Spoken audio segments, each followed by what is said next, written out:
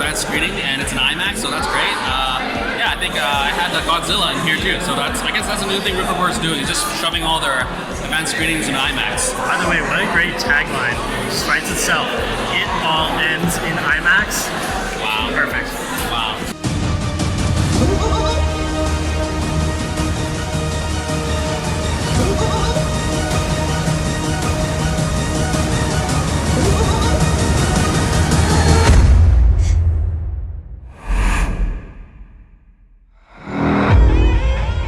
Hello.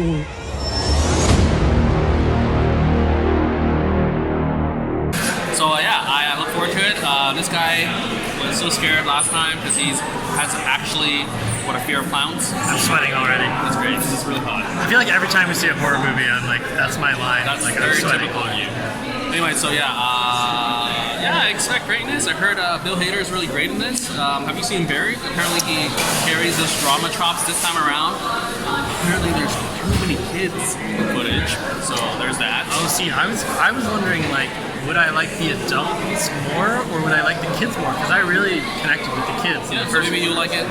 I mean, I don't really care, but they didn't mention James McAvoy, the reviews that I read, or Jessica Chastain. It's all Bill Hader. It feels weird that they're in this movie. I don't know. It's nice to have, Hader like, level, I feel like that's okay, but like Chastain and I know. McAvoy is kind of it's like too much star power for this type of movie, but it's okay. I'll take it. It's all gonna end I'll now. take it. I know that they're gonna do a serviceable job acting, so look forward to getting scared and don't cry. And that's it. This is before, and this is after. All right, after 169 minutes. The original film was 135, so this has been beefed up, and this one crammed in all the things. Yeah. So you read the book, I haven't. So you said a long time ago. You said what? They did hit a lot of things. Yeah, I mean they stuff it full of pretty much all the weirdest and biggest parts of the book that I remember. That's good. I want to reread. I want to read it now. Yeah, but it's like them cramming it full of these scenes and sequences, but not like Hobbit style, where you don't need it to be crammed. It's like, as a fan of the book and as a fan of Stephen King, I liked seeing them cram this movie full of like all the weirdest stuff. Oh, yeah, that's good. They clearly went, like part one, they clearly went with the sci-fi horror element, so you need to necessarily dial it up in a sequel, and that's exactly what they did. They achieved all of that. So yeah, kudos for tackling. That's the ambitious part of the movie, I guess, is that they tackle all the weirdest parts that most Hollywood movies I love ignore. I love the sequence in the Chinese restaurant, even though I didn't really like the Chinese restaurant factor. Yeah.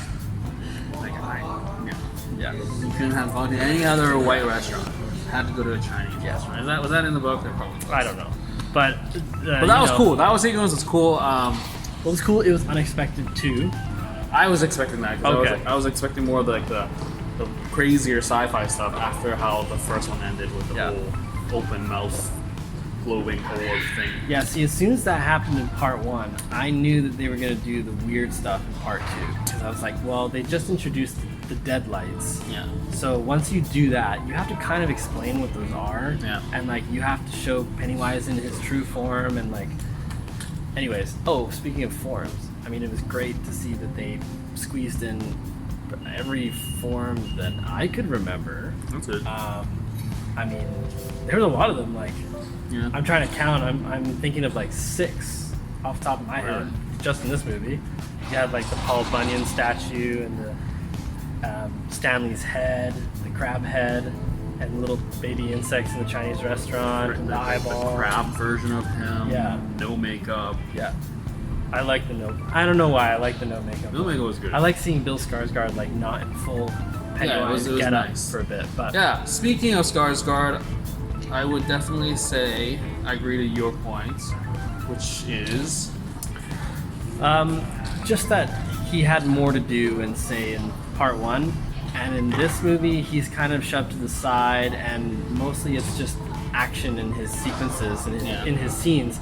He has a few good like monologue-y moments. But it feels too monologue-y. Yeah. And I just feel like he is just, if this was a TV show, it's just the monster of the week. When is he gonna show up? Yeah. And I was just kind of like, oh. Yeah. Like in those really psychological, fear sequences when all the characters are engaging with like their memories and also with their fears, I feel like he should have had more to say. But really, it's in some of them, it's just like noises and jump scares. And I like Bill Hader's, like where he actually was just talking to them, and then the crowd started because that's moving, more like that's psychological, right? Instead of just like scaring. But I think like and even Bev's, obviously towards the end you get like that weird moment, but you get you get like Eddie's was just boring. Yeah, Eddie's was the most boring. Yeah. And Bill's is pretty typical. I think, like we were talking, I think the biggest thing with this is that this is a sequel, so it's building on everything we know of Pennywise already. So nothing really comes off as a surprise. Like, and even how they set up the whole token stuff is just like, you know, this whole like go there and find something, and then they actually do it in sequence, and it's like, yes, there's action, visually is different, but the essence of it is the same. Yeah. Whereas I really dug how, like, there's a great cameo. I'm actually surprised that he had more than one line. Yeah. So, like, I sort of wish that was sort of that token. Like, that was that.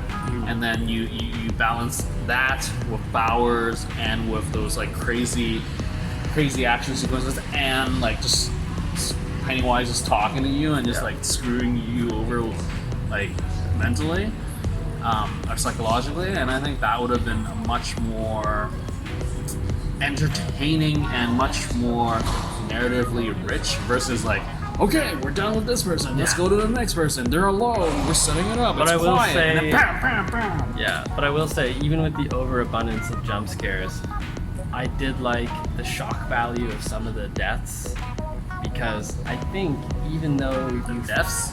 Yeah, because even though you've become accustomed from part one, and if you've read the book, then you know that, like, you know, some of the children do actually die. But even so, I think people are still shocked in this movie when you get, like, them showing Pennywise, like, chomping on the little girl's head, or, like, completely demolishing that kid in the funhouse, or... This is just blood splatter. You know, but it's This like, is rated 14A, I really wish... Yeah. But the shock value is better than just a jump scare, you know? That's true, but I sort of wish that the jump scares, I don't know, I just hate jump scares, because I'd rather be creeped out rather than just you want atmosphere. I jumped because of a lighter or a car honking, because you're in that, well, for me it was like flight or fight type of vibe. I mean, to me, like, and maybe it's just the way I am with horror movies, but to me, the scarier scenes or the more engaging scenes are the ones where, you know, where he's talking to the girl under the bleachers, minus what he does to her, that doesn't matter. Yeah. But it's before that, it's the suspense and the atmosphere of that scene that I enjoy. As when I'm watching horror movies, that was a good scene, though. Yeah. Speaking of scenes and all that, so the acting.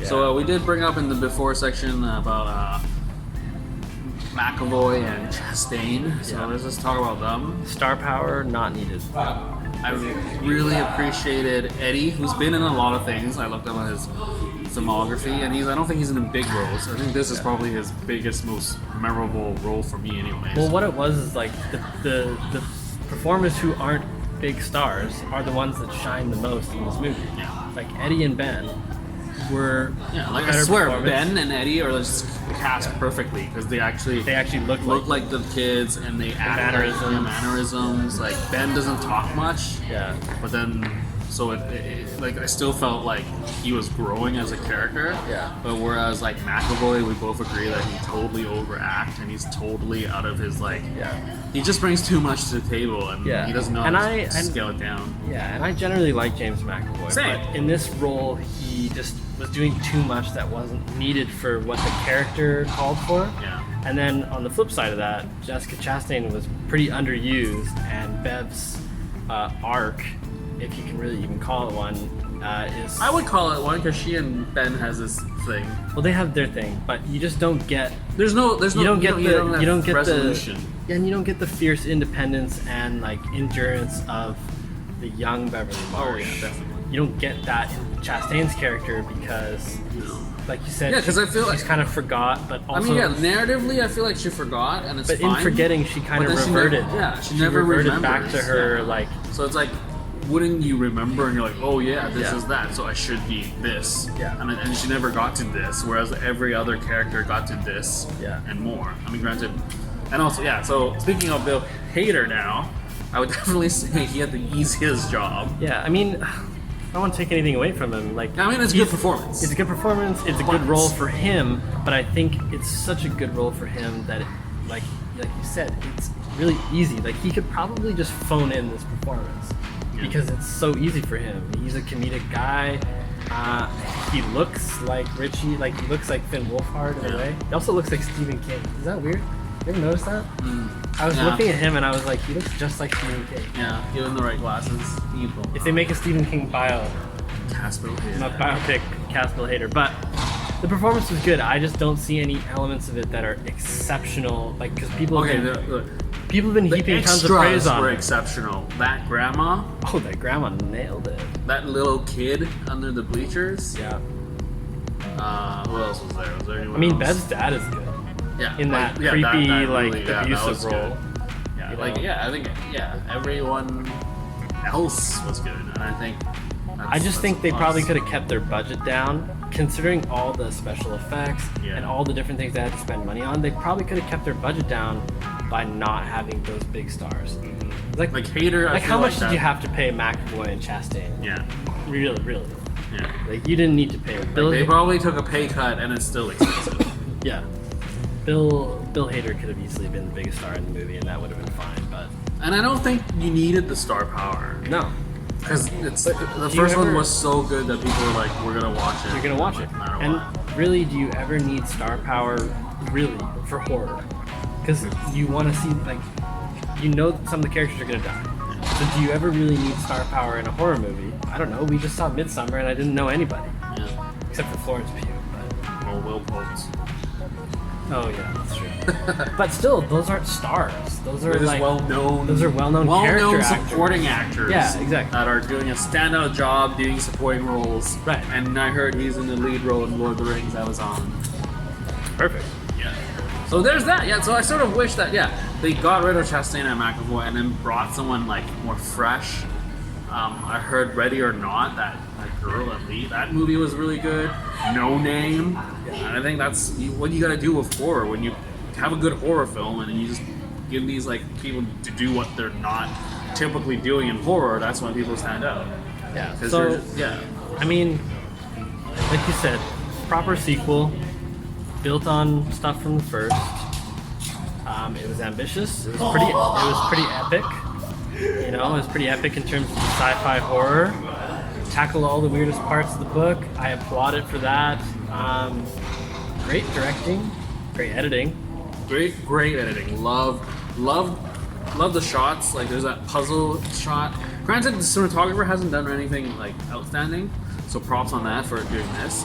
But the editor, holy crap, he edited Mad Max Fury Road and other stuff. And to edit, and you know, he cranks, obviously you can see the editor's work in some of those horror sequences, the psychological sequences, you know, when Bev's like in the bathroom stall and you're cutting back and forth with like the lock and the bolt and the blood and even the age stuff, like when they're just... Yeah, I like the transitions between, you know, when Eddie walks up to the pharmacy glass, that was the nice. glass at the counter and transitions into the smaller kid. That was good. That was great. And there were some truly great shots in the film. I'm thinking of like the Funhouse where Pennywise like is banging his head and then he kind of stops and like starts opening his mouth and it's like black behind him. The glass is cracked in his face. Like, I like that one. And you know, there are many other ones. The balloons under the bridge. Oh man, that's good. Good way to start the movie. Yeah. Brutal way to start the movie. Especially nowadays too. So, great movie. I think it pales in comparison, but I feel like as a sequel, Two-part one. It's Yeah. Yeah. Hail Well, I to agree part with one. that. Part one is definitely the superior It is a movie. decent sequel, especially in the industry right now. I feel like usually sequels are just who cares. Yeah. Like literally, I do not care about Bad Boys forever. Yeah. But I think overall, to adapt it into a 2-part movie. And the fact that they let him cut that Yeah. long of a movie. Yeah. Great on Warner I'm Brothers. impressed by everybody, Warner Brothers, Andy Muschietti, Gary Dauberman, the writer. I'm very interested in watching, we were talking about this earlier, but I'm very interested in watching the 6-hour supercut of this movie. I'm wondering if the structure of the film would change. I'm wondering if there would be, obviously there would be additional footage. I think definitely it would help. Like I was saying earlier, like Mike's character is very underused in part one, where I felt like he wasn't really part of the group. Like he was just there, but he didn't do anything. But here he's like, front and center. He's leading the charge, and I really appreciate that. So like if I could go back and change one thing in part one, would be like to have more of the Mike's interaction. My only concern with the 6-hour supercut, or whatever it is, I think I read it was 6 hours that he's teasing. My only concern with that is like the two movies smushed together already would be like 4.5 hours. So to think of another hour and a half of footage, I don't know if it would be, I think it would be too much. But you could have more interplay between like the past and the present, maybe make the transitions a bit more fluid. All the kid actors are great. Really. Yeah, So I'm surprised that I know a lot of they didn't people really like that. complain that the kids, that they didn't like, there was too much of the kids, but I thought it worked. I thought it was pretty organic. So Did they film it when they filmed part one? Or? they had to have, because Finn Wolfhard he does not look like that now. Even in Stranger Things season 3, he's like taller and lank. Yeah, he's lankier. and So stuff. good job on that planning. That's how you plan a movie. So yeah, there's that. Good sequel, good visuals. I'm looking forward to what Andy Muschietti does in the future. He's directing The Flash. If he's doing The Flash, that's interesting. Maybe they can do like bring some horror into it with like. He's supposed to direct Attack on Titans, the anime. So there's your horror. So yeah. Thank you, Warner Bros. For this advanced screening. Go check it out. It is part 2 of 2. So why wouldn't you not finish the story? Yeah. But definitely, I feel like this is more of like, go read the books. And I think definitely, even if you don't like it at the end, I think the cameo deserves it. Yeah. Like this, it's a long movie, but that cameo sort of was just like, that was just quite fun. I love the running gag in the movie of like not liking the endings too, which is like Sort of something fourth that wall breaking. Yeah, it is something that Stephen King struggles with sometimes. So At least he finishes books. that's true. Anyway, so that's it. Thank you, Warner Brothers, for this event screening again. And IMAX, that was nice. So keep it coming with report giving the IMAX event screenings, because I do appreciate that. Just don't make me go to Scotiabank, because it ain't that great. Anyways, that's it. Keep watching, keep liking, and subscribe. And remember to share, because sharing is caring. And that's all for this before and after of It Chapter 2.